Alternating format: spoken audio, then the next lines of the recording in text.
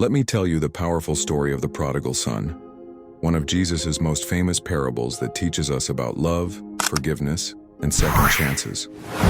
There was a wealthy father who had two sons. One day, the younger son approached his father with an unusual request. "Father," he said, "give me my share of the inheritance now." This was basically like telling his father, "I wish you were dead." Despite how heartbreaking this must have been, the father agreed and divided his wealth between his two sons. Not long after, the younger son packed up everything he had and left for a distant country. There he lived wild and free, spending his money on whatever pleased him, parties, luxuries, and all sorts of pleasures. He was living what he thought was his best life until the money ran out. To make matters worse, a severe famine hit the land. The once rich young man found himself in desperate need. He took the only job he could find, feeding pigs, which was especially humiliating for a Jewish man.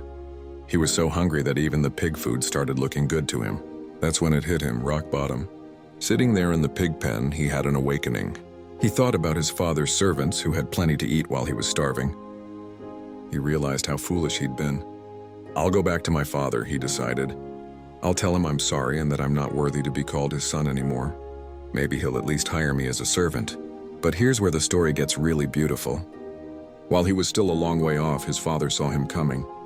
The father, who had probably been watching the road every day, hoping his son would return, ran to meet him. In those days, respected men never ran. It was undignified. But this father didn't care about dignity. He ran to his son, threw his arms around him, and kissed him. The son started his rehearsed speech. "Father, I have sinned against heaven and against you. I'm not worthy." But before he could finish, his father was already calling to the servants, "Quick, bring the best robe. Put a ring on his finger, prepare a feast. My son was dead and is alive again. He was lost and is found." Meanwhile, the older son was working in the fields. When he heard the celebration and learned what was happening, he became angry. "All these years I've worked for you," he told his father, "and you never threw me a party. But when this son of yours returns after wasting your money, you celebrate?" The father's response was gentle but firm.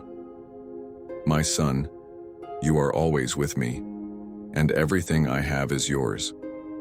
But we had to celebrate because your brother was dead and is alive again." This story reminds us that no matter how far we stray or how badly we mess up, there's always a path back home. And sometimes the ones waiting for us there love us more than we could ever imagine.